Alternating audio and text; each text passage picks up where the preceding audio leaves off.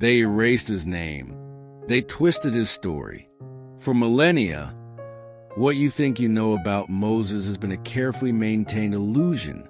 This sacred figure, venerated by 3 major religions, actually hides one of the greatest spiritual and historical secrets of all humanity. And this secret has never been publicly revealed. Until now, in this video, you will discover the true story of Moses, not the one in school books, not the one recited in temples or churches, but the one that has been deliberately hidden from you, because it challenges the established order, religious dogma, and our very understanding of the divine. What you are about to hear could forever change your view of history and of yourself. So if you are ready to have your eyes opened, if you are ready to question everything you thought you knew, subscribe now. For here, we reveal truths that many would prefer to keep silent forever. It's time to lift the veil. The forgotten childhood of Moses. What the Bible doesn't say. He was born a slave, but raised like a prince. He came from an oppressed people, but trained within the most powerful elite of the ancient world. This contradiction alone contains the seeds of an immense secret. Moses, in Hebrew, Moshe. This name resonates like a symbol of liberation, faith, and divine power. But before becoming this legendary prophet, who was he really? The official version, the one you probably know, recounts that a Hebrew infant was placed in a basket, left adrift on the Nile, to escape infanticide ordered by Pharaoh. Taken in by the king's daughter, he is raised at court as an Egyptian prince, without knowing his true origins, until the day he discovers the suffering of his people. It's a beautiful story, an epic tale, but let's dig a little deeper, because in the silences of this tale, something is amiss. Certain ancient manuscripts, now forgotten or deliberately discarded, put forward a disturbing theory. Moses was not simply a Hebrew child saved by chance. He was chosen from birth. In scrolls from parallel traditions, such as Gnostic writings or non-canonical Jewish chronicles, we find mention of a child with strange light, glowing skin, already bearing a mark on his forehead, a mark that would have made Pharaoh's priests tremble. According to these accounts, the then Pharaoh received a prophecy. A child born among slaves will overthrow your reign. He will speak to the gods and sow revolt. If he survives, Egypt will fall. What if the famous massacre of the Hebrew children wasn't a control measure, but a desperate attempt to prevent the arrival of Moses? Even more fascinating, inscriptions found in the ruins of Tanis and Heliopolis speak of a child raised in the temple of Ra, trained in the secret sciences, and instructed by the high priest in the arts of writing, astronomy, medicine, and ritual magic, a certain Moses, or Mashatep. And here's the shocker. According to some alternative Egyptologists, this Mashatep could be Moses himself under his Egyptian name. This would mean that Moses was not a simple refugee raised in a palace. He was an initiate of the Egyptian mysteries, a future priest, a holder of forbidden keys. Why is this truth disturbing? Because of Moses trained in Egyptian esotericism, is not a 100% pure prophet. He is a bridge between two worlds, the occult world of ancient Egypt and the emerging spirituality of the Hebrew people. And this profoundly disrupts the foundations of the faith as it is transmitted today. Imagine if Moses was trained to read the stars, to communicate with the gods, to master secret rituals, then his miracles might no longer appear as simple divine gifts, but as forbidden knowledge, derived from a lore even older than the Torah itself. Around the age of 30, Moses witnessed a scene of violence. An Egyptian foreman beat a Hebrew slave. He kills, he flees. But it's not just murder, it's the trigger. The apocryphal texts tell that on that day, Moses heard a voice in his sleep, an ancient voice, You were born to free, but first you must free yourself. This is the beginning of his descent into the unknown. Before being a prophet, Moses would have been a priest, not a Hebrew priest, not a man of faith in the sense you imagine, a priest of the ancient mysteries, one of those who received the most secret teachings of ancient Egypt, transmitted in the silence of the temples, far from the eyes of the people, the temple of Heliopolis, where the gods spoke to men. Heliopolis, the city of the sun, one of the most sacred places in all of Egypt. This was where the great college of priests of Ra, guardians of cosmic knowledge, was located. They studied their sacred geometry, the language of the stars, the cycles of the soul, and rituals for speaking to the higher beings from the heavens. Rumors say that only noble children with divine potential could access it, and Moses, raised like a prince, was trained there from adolescence. What did Moses really know? The priests of the time were not mere religious men. They were mystical scientists, astronomers, doctors of the soul, and what they knew surpassed anything our civilization thought it had rediscovered millennia later. They knew static electricity. They mastered sound vibrations to move matter. They used colors, sounds, and shapes to open the human mind to other dimensions. And Moses was apparently one of the few non-Egyptians to have been initiated into all this. Some alternative scholars speak of a lost work, the Book of the Mysteries of Thoth, a mythical manuscript said to be capable of giving the power to speak to the gods, command nature, and understand the language of the stars. According to Hermetic traditions, Moses had access to a version of this text, and this would explain why, later, he knew how to manipulate water. He communicated with God through physical signs, and he received instructions in unknown languages. But it goes further. Some clues point to the existence of a small circle of wise men, sometimes called the guardians of the pillars. They were trained to preserve antediluvian knowledge, that is, knowledge from before the flood, perhaps passed down by the survivors of a vanished civilization. And Moses, according to some Kabbalistic writings, was recognized as an awakened one, a being capable of carrying the memory of the ancients and acting as a living channel between heaven and earth. But this knowledge was dangerous, too powerful, too ancient. In the temples, it was forbidden to transmit certain rituals to outsiders. And Moses, once he discovered he wasn't truly Egyptian, was reportedly rejected, driven out. Some priests even curse him, claiming he was stealing the sacred fire. So it wasn't just murder that forced him to flee, but spiritual exile, a banishment by those who had trained him. Imagine a man trained in the magic of the ancient gods, and who discovers he belongs to an enslaved people, a man who knows the names of the stars, but whose brothers die under the whip. This dilemma broke Moses, and it was in this brokenness that he heard the voice. Was it God, or was it another being descended from what the priests called the Neteru, those entities from the sky who once guided humanity? He had lost everything: his title, his honor, his people, his homeland, alone in the desert. Pursued by his nightmares and memories, Moses thought he would slowly disappear, far from the world. But it was in this void that the voice called to him. The desert is not just a place of solitude. It is a symbolic space, a passage. All the great spiritual transformations of history begin in the void. Moses withdraws, guided by nothing.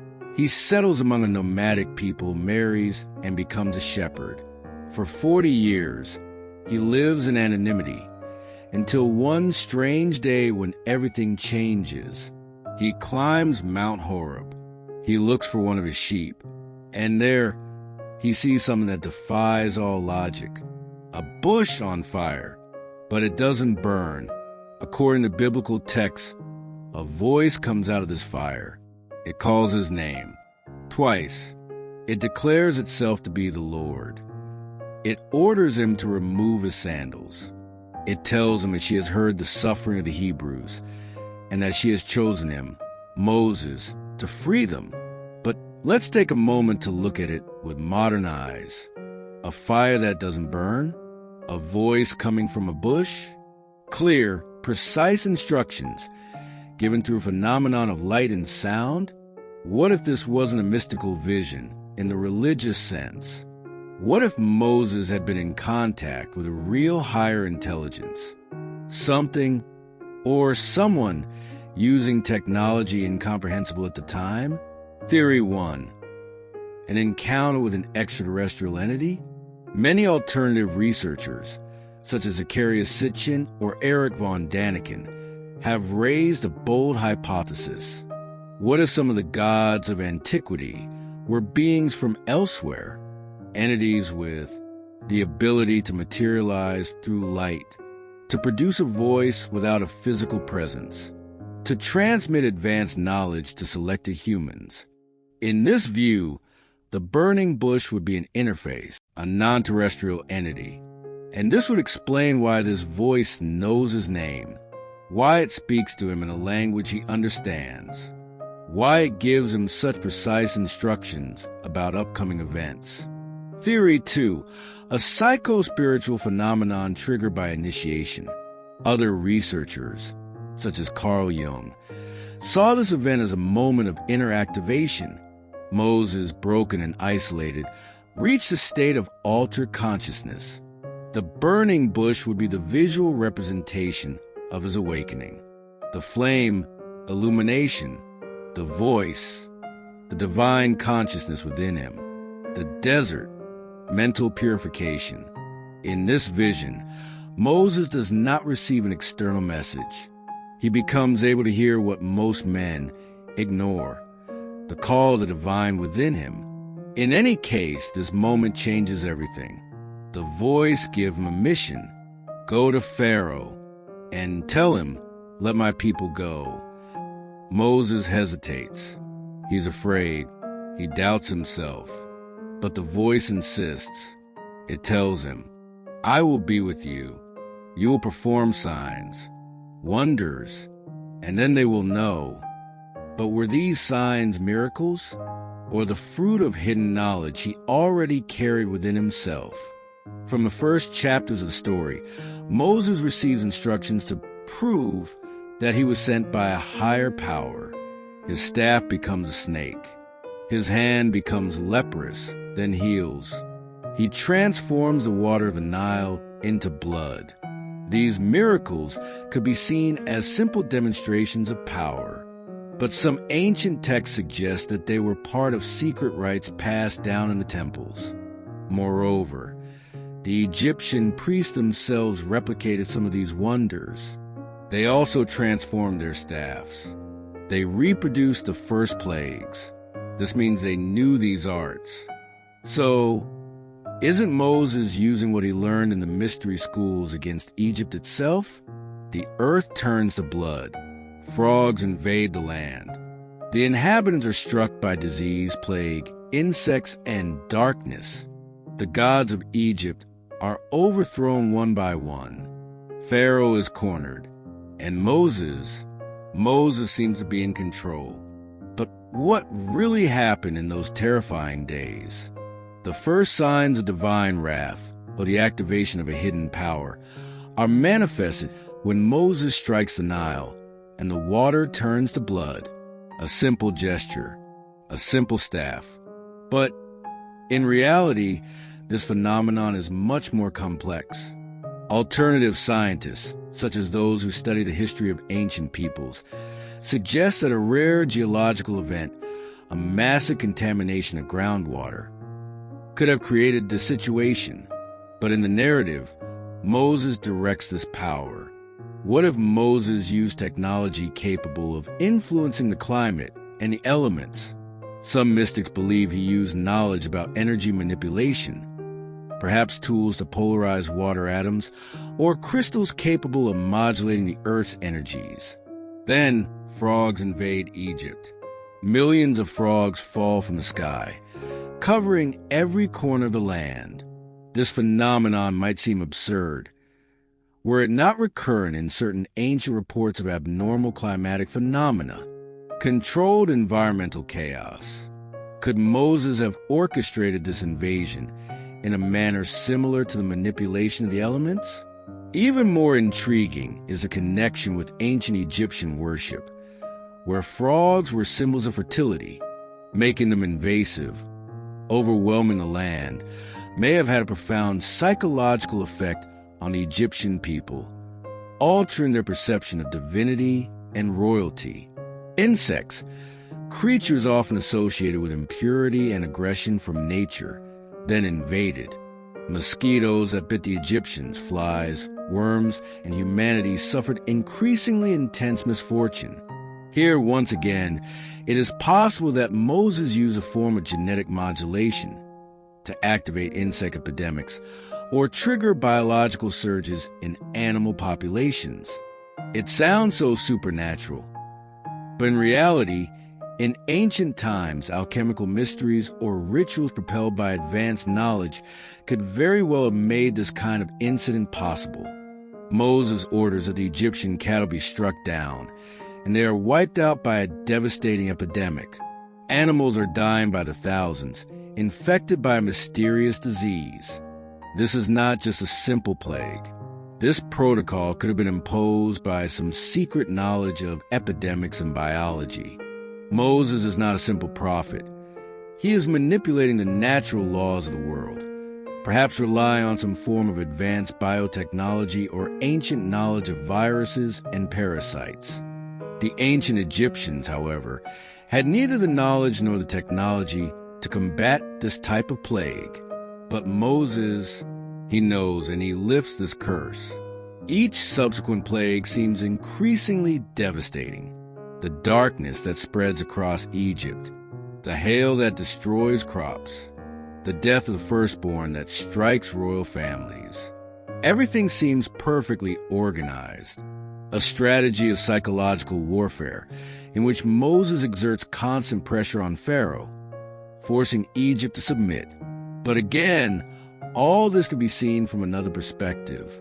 What if these events were not isolated miracles, but manifestations of extraterrestrial technology or ancient knowledge that allowed the manipulation of physical reality around Moses? The question remains today, were these plagues divine punishments or acts resulting from ancestral knowledge? This is the climax of the saga. Moses parts the Red Sea to allow his people to escape. The water splits in two, creating a path through which the Hebrews can escape. Scientists have endlessly debated this phenomenon. Theories include geological explanations, but some suggest it could be a technological intervention, something that alters the laws of nature to create a spectacular miracle. One hypothesis goes further. Moses may have used a form of electromagnetic field manipulation technology, an advanced technology far older than anything we know today. This secret power would allow him to part the sea like a technological giant. After freeing his people from the clutches of Egypt, Moses goes to the summit of Mount Sinai. There, a cosmic force guides him, offering him a law for his people. But what happens up there is much more than just a handing over of tablets of stone. He receives a vision, a direct contact with a higher reality, or something much older. Mount Sinai, also called Mount Horeb, is one of the holiest places in human history. It is there that Moses receives the tablets of the law. But what does this moment really represent? First, Moses ascends the mountain alone to encounter an invisible God. He withdraws for 40 days and 40 nights. During this period, he enters into communion with what appears to be a divine presence. But let's look deeper.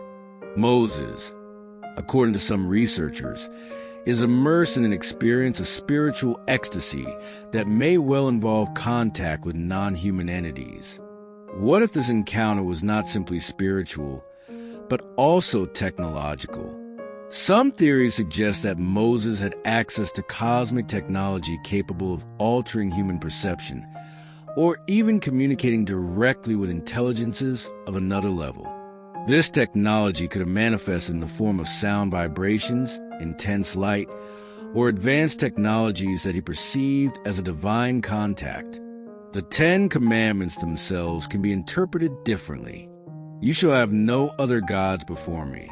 What if this God was not a traditional deity, but an entity of far greater power, capable of manipulating the laws of nature? You shall not make a carved image. A prohibition on the manufacture of technological objects or artifacts capable of influencing the human mind on a large scale. You shall not murder. A law that could be a reference to the responsible use of destructive powers that Moses may have learned to wield. The commandments are rules of conduct, but aren't they also principles governing the use of certain technologies? The tablets of the law themselves were engraved. The sacred texts tell us that they were written with the finger of God, but some suggest that this could symbolize the use of ancient symbols or a coded language, a language of vibrations, of invisible codes yet present in the very structure of the universe. Perhaps it was not simply a moral rule. Were these commandments actually instructions, perhaps even coded data, designed to guide Moses and his people in the use of ancient knowledge, technological know-how? When Moses descended from Mount Sinai, he carried the tablets of the law, and the light that accompanied him was so intense that the Israelites were afraid to approach him. But where did this light come from? Is it a divine manifestation, or the effect of energy from something more complex? The voice of God could actually be a remote transmission of information, a kind of communication through a resonance or wave system that Moses perceived while in an altered state of consciousness. The cloud that accompanies them and serves as a guide could well be a form of energy controlled by higher intelligences, allowing them to manipulate space-time around it. Another fascinating aspect of the story of Moses is the Ark of the Covenant. It is a sacred object that must contain the tablets of the law. But why is this Ark described as having special powers? It seems capable of releasing energy, transmitting divine messages, and influencing events around it.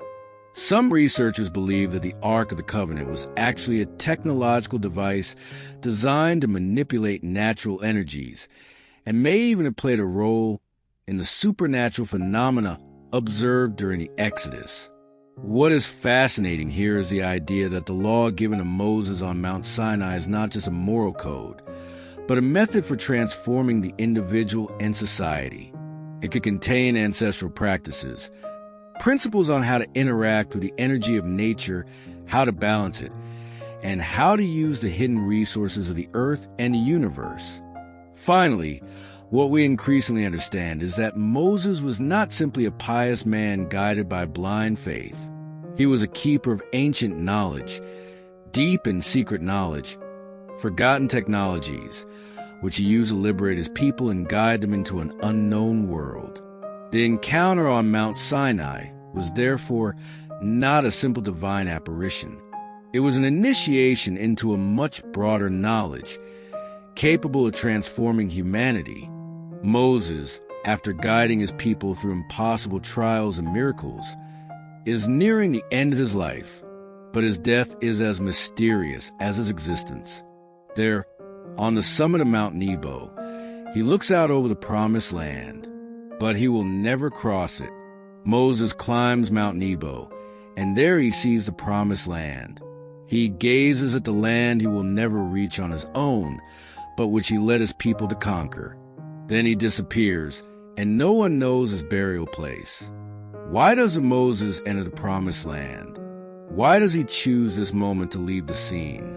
Is it simply an act of spiritual renunciation? Or is it a symbol of a passage into something even greater, more hidden? One of the most striking aspects of the story of Moses is his disappearance after his death. The Bible states that Moses dies on Mount Nebo, but does not mention where his body is laid to rest. Moreover, God himself is said to have buried Moses, raising questions about the very nature of his passing. He leaves no trace of his end.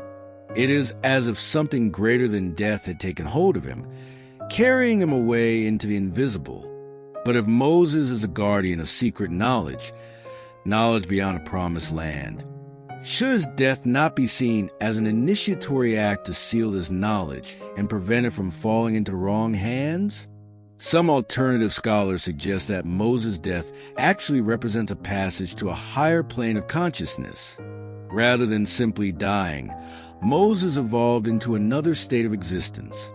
This could even mean that he was carried away by a higher force, something cosmic, allowing him to escape the human condition to access a form of forbidden knowledge, knowledge that humanity was not yet ready to comprehend. What if Moses was, in some way, transported to another plane of reality, both living and dead, to serve as the eternal guardian of ancient secrets? Some believe that his death does not mark the end of his mission. On the contrary, it could be the beginning of his invisible influence through sacred texts, rituals, and teachings that have survived the centuries. Before disappearing, Moses hands his staff to Joshua, another leader. He thus transfers it to a new generation, and the staff becomes a symbol of divine power and ancient knowledge. This transfer of authority and wisdom is crucial. It shows that knowledge is not solely tied to the person of Moses, but is passed down through the ages like a sacred torch. However, this knowledge always remains partially inaccessible. Those who have sought to understand the magnitude of Moses' revelation, particularly through the Ark of the Covenant and sacred symbols, have always found fragments of truth, but never the full light. It is interesting to note that the figure of Moses did not simply disappear with his death. He became an archetype and a central figure in many traditions. His life, his quest, and his death have left deep imprints on beliefs, religions, and even science. The mysteries surrounding his death have fueled exotic theories, according to which Moses was an immortal entity who periodically returns in other forms. Some believe that Moses was the first to master the art of transformation between the physical world and the otherworldly. But could Moses, in fact, have been an intermediary figure, a boundary spanner between humanity and levels of understanding that still elude us? The end of Moses is not a simple event. It is the sealing of a knowledge, a universal secret that Moses carried throughout his life, and which, symbolically, continues through generations.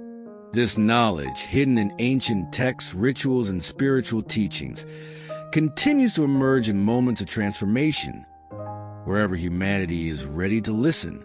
The life of Moses is an adventure beyond comprehension. From his mysterious birth to his enigmatic death, Moses was not only a leader, a prophet, but a guardian of hidden knowledge, a being who touched the boundaries of the universe and who carried forbidden knowledge through the ages. His miracles may not be isolated divine interventions, but manifestations of an ancient technology, a lost knowledge that we are only just beginning to grasp. Moses continues to guide us, but it is not only in sacred texts that he speaks to us. He is there in the unsolved mysteries, in the ancient technologies, and in the revelations that have yet to see the light of day. This concludes our journey through the life and mysteries of Moses, a story of initiation, hidden knowledge, and invisible powers. We see today that behind the religious figure lies a greater truth, a truth waiting to be discovered in the hidden pages of history. If this exploration fascinated you, don't forget to subscribe and share this video with those who want to discover the hidden truth behind Moses and his legacy.